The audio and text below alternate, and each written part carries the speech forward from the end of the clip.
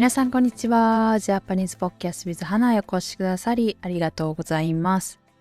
このポッドキャストは日本語を勉強中の方へ向けたポッドキャストで、日本の文化やニュース、また私の個人的な体験だったり経験など、様々なことを日本語でお送りしています。皆さん元気にお過ごしでしょうか？今回は日本で日本人の友達を作るのは難しいかについてお話ししていこうと思います。今日本に住んでいるけどまだ日本人の友達があまりいないっていう方だったり、これから留学したいな、これから日本に仕事で行く、だから日本人の友達が欲しいって思っている方がいるかと思います。そういった方がこの動画をクリックしてくれたのかなと思います。皆さんはどうですかね？まず皆さんは友達が多い方ですか？または少ないけど狭く深く、友達は多くないけどいろいろ何でも話せる友達がいるっていう方もいるかと思います。日本人って言っても結局は人と人なので、誰でも合う合わないとかはあると思います。そういったことはもちろんあるんですけど、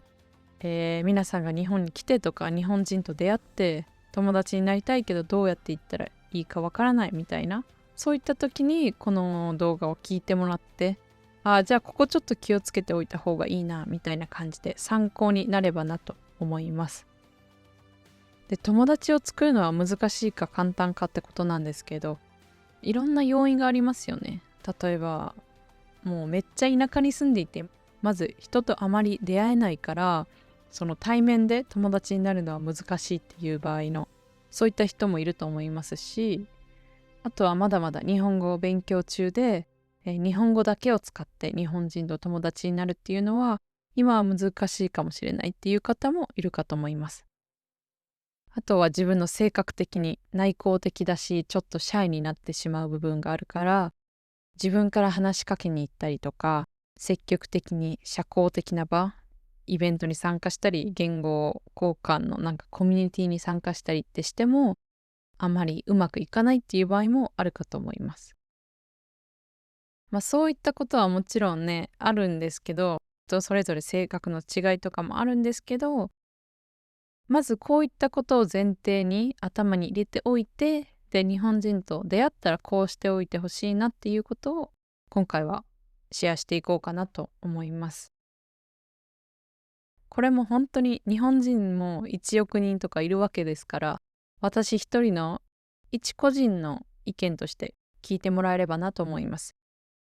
人それぞれなので、合う人合わない人いますし、こっちの方がいいよ、あっちの方がいいよ、いやこれは違うとかいろんな意見があると思うので、参考程度に聞いてもらえればなと思います。ではまず最初に質問の答えとして、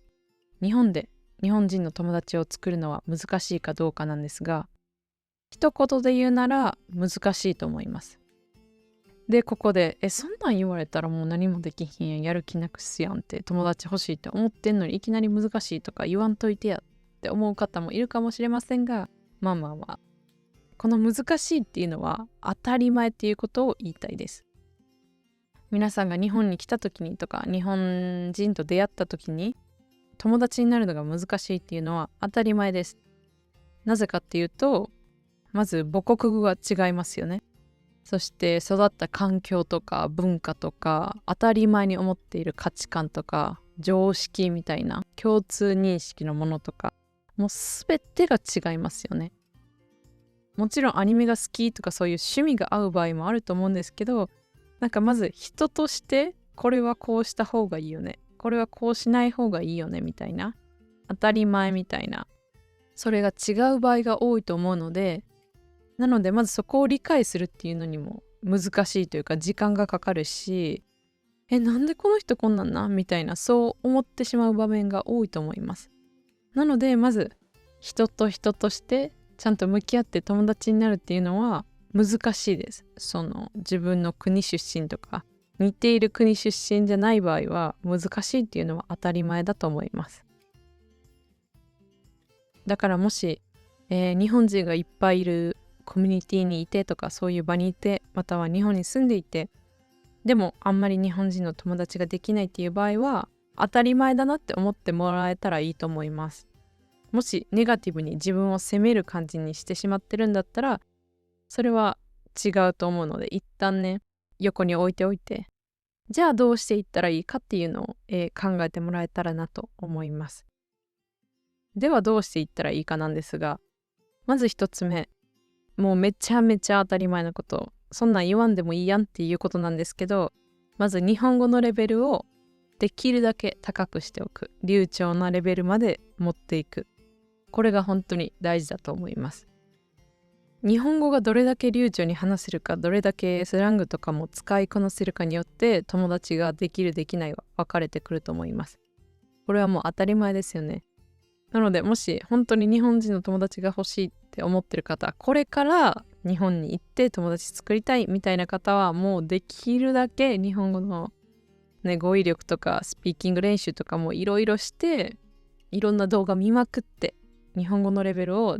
限界まで高めておいてほしいなって思います。これがもう皆さんが今すぐできる一番手っ取り早い方法だと思います。なので日本語のレベルをできるだけ高くするっていうことです。で、ここで私は日本語のレベルがそんなめちゃめちゃ流暢、フルエンっていうわけではないけど、日本人とも喋ってみたいっていう人もいると思います。で、そういう人は日本人で英語が話せる人と友達になったらいいやんとか、日本人でスペイン語が話せる人とか、他の言語をいろいろ話せる人と友達になればいいじゃんって思うと思います。で、それももちろんそうなんですけど、ここで問題が一つあると思ってます。それは、そういう多言語が話せる人、英語とか他の言語が話せる人って、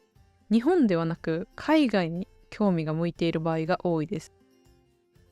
私も学生の時はそうでした。例えば私だったら洋楽が好きで、日本の音楽は本当に一切聴かずに洋楽ばっかり聴いていたりとか、アメリカのドラマとか映画ばっかり見ていたみたいな、そういう時期がありました。他にも韓国語が話せるっていう方だったら K-POP が好きとか、韓国の俳優さん、韓国のドラマが好きだからそればっかり見てるっていう方もいると思います。そんな感じで、皆さんは日本に興味があって、日本語に興味があって、アニメが好きで日本語を勉強しているっていう方が多いと思うんですけど、日本人は逆に日本のコンテンツには興味なくて、他の海外のものをたくさん見てる、興味があるっていう人が多いと思います。で、ここでやっぱりその好きなもの、趣味っていうもの、興味があるもののミスマッチングが起きている気がするので、もちろんね、日本人で多言語が喋れて、アニメ大好き、日本のポップカルチャー大好きっていう人もたくさんいるんですけど、まあね、一つ起こりうる問題かなと思います。ね、ちょっと日本語の勉強のお手伝いしてもらえそうだけど、まずその興味が違うから友達になるのは難しいかなみたいな、そういった場面もあるかと思います。ではここで、日本語も大体話せるよっていう人がいざ日本人と出会った、友達になった、これからもうちょっと仲良くなりたいっていう場合にやってみてほしいこと、守ってほしいことが3つあります。1つ目は自分から遊びに誘って予定を組むこと。2つ目は時間厳守。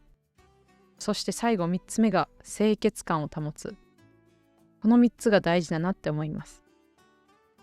まず1つ目の自分から遊びに誘って予定を立てるっていうことです。これは以前ある動画を見て、日本人はこういう人多いよねっていう話をしていました。そしてそれにめっちゃ共感しました。日本人の多くは、日本人の多くはというか私個人的になんですけど、だから私の友達は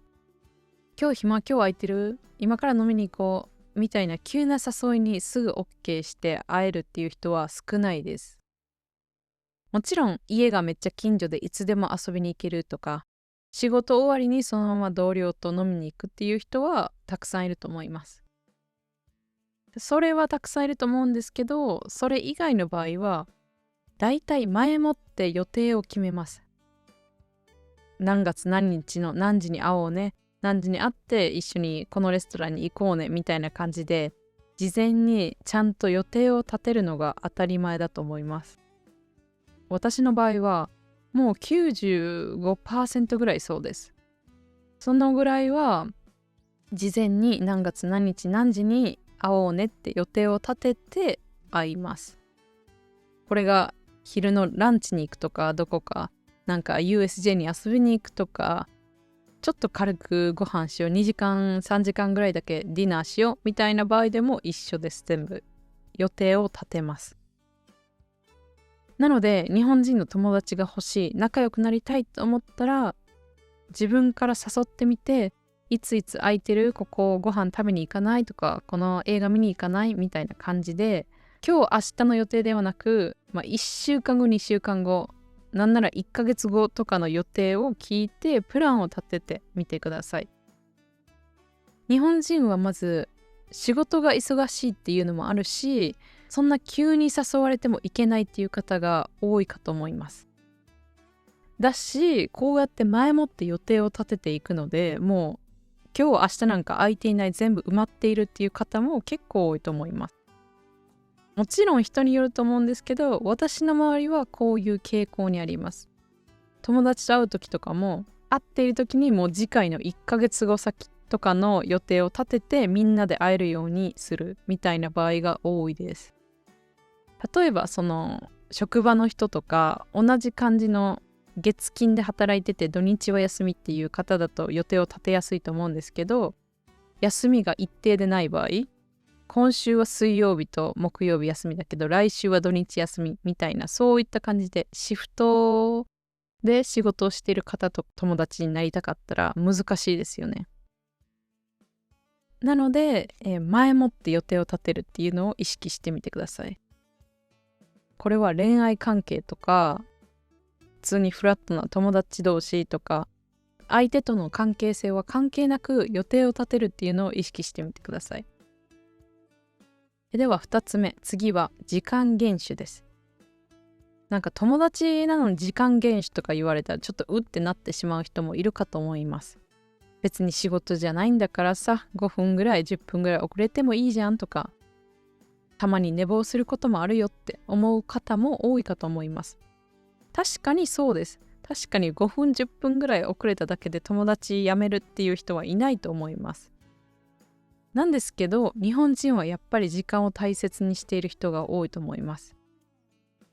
仕事も忙しいし、他にもやることがたくさんあるっていう人が多いと思うので、自分の時間を大切にしてくれない人とあまり一緒にいたくないっていう考えの人も個人的には多い気がします。なので例えばランチ行こう、12時に渋谷駅で会おうねって言ったら、11時55分には着くようにしておいた方がいいなと思います。道が混んでたとか、電車がちょっと遅れたとか、そんな感じでいろんな遅れる要因があると思います。だからこそ予定時刻よりも早めに到着するように、いつも前もって行動しておくことが大事です。で、これはなんかめっちゃ厳しいように聞こえてしまうかもしれないんですけど、日本では結構当たり前です。じゃあもうそんな人とは友達になりたくないって思う方もいると思います。それはそれで全然大丈夫なんですけど、やっぱり日本人の多くは12時に待ち合わせって言ったら12時には絶対にその場にいるようにしておくのが大事だと思います。例えば夕方仕事終わった後に会おうってなってたら、ごめん仕事ちょっと遅れるとか、なんか急な打ち合わせ入ってちょっと30分遅れるみたいなこともあるかと思います。もうそれは仕方ないです。あとは電車が遅れた、電車が遅延してるっていう場合とか、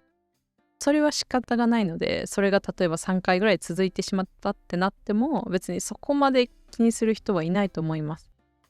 なんですけど、例えば寝坊したとか準備に時間がかかったみたいな感じで、毎回この人遅れてくるなってなると、あんまり遊びに誘ってもらえないっていう場合も出てくると思います。なので日本にいて日本人と会う約束をしたって場合は、時間厳守で必ず時間を守るようにしてみてください。そして最後は清潔感です。清潔感を保つことです。もうこれはなんか人間として当たり前のことだと思うんですけど、なぜあえてこれを言いたいかというと、日本人は見た目に気を使っている方が多いと私は感じるからです。自分が気を使っているからこそ、相手にもそれを求める人が多いと思います。相手に何かを求めている時点でどうなのって思う人もいるかと思います。別に相手は自分のコントロールできる範囲外なので、それは人それぞれじゃんって思う方もいると思うんですけど、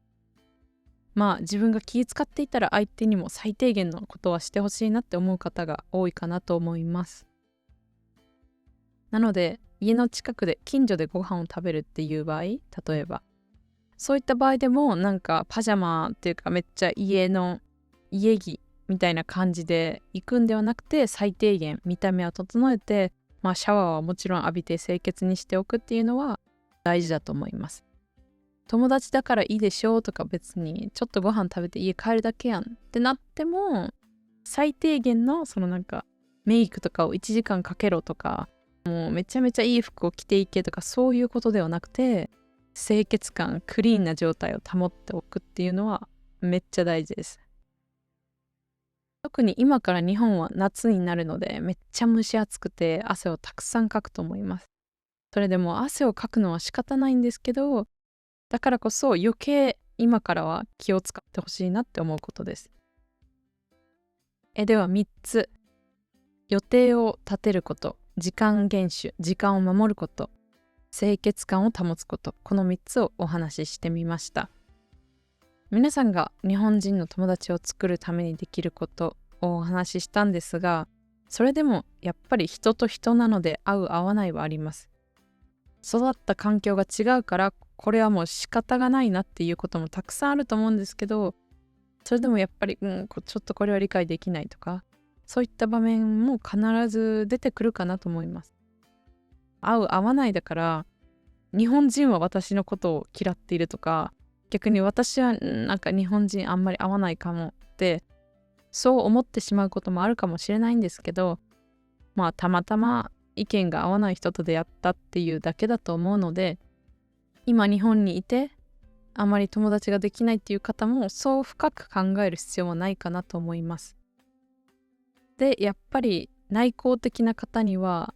あんまり積極的にやりたくなるようなことではないですけど、自分から、日本人に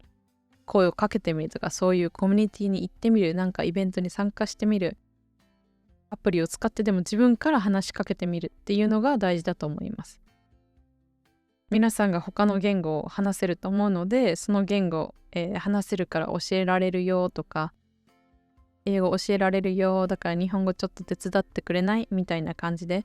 まずは自分から、ギブの精神を相手に与える、そういう姿勢でやっていったらいいかなと思います。まずギブの精神を持っていたら、この人めっちゃやってくれるやんとか、めっちゃ教えてくれるやん、優しいやんってなって、自然とね、日本語を教えてくれたり、趣味が合う場合は、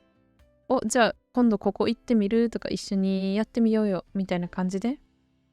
ちょっとずつでも仲良くなれるのではないかなと思います。私は日本人なので皆さんと立場は違うと思いますが、少しでも参考になることがあれば幸いです。では今回は日本で日本人の友達を作るのは難しいか、そして日本人と友達になる時に気をつけておいた方がいいこと3つについてお話ししてみました。日本に行く予定は今のところない。ただ日本の作品を楽しみたいから日本語を勉強しているっていう方は、この動画はリスニング練習として聞いてもらえればなと思います。友達になるっていうのは人と人で合う合わないがあるので、日本に住んでいて日本人の友達がいないってなってもそれは全然大丈夫だと思います。日本語を上達させたいっていう場合だと、別に日本人でなくても中国人、韓国人でめっちゃ日本語上手い人おるから、その人といっぱい練習したとか、その人と仲良くなって日本語が上達したみたいな場合も全然あるかなと思います。日本にいるから日本人の友達がいないといけないということは絶対にないと思うので、気軽に仲良くなれたらいいねぐらいに思っておいたらいいのではないかなと思います。では最後にお知らせです。現在 YouTube と Patreon でメンバーシップをやっています。動画のトランスクリプトが欲しい方、またはこれからもポッドキャストを作っていくためのサポートをしてくださる方がいましたら、ぜひメンバーシップへの加入お願いいたします。またこれは Patreon 限定なんですが、Patreon 限定のエピソードもあります。YouTube で聞くポッドキャストに加えて、もっと聞きたいよって方がいましたら、ぜひ Patreon でメンバーシップへの参加お願いいたします。では今回はここまでになります。最後まで聞いてくださり本当にありがとうございました。ではまた次回のエピソードでお会いしましょう。それでは。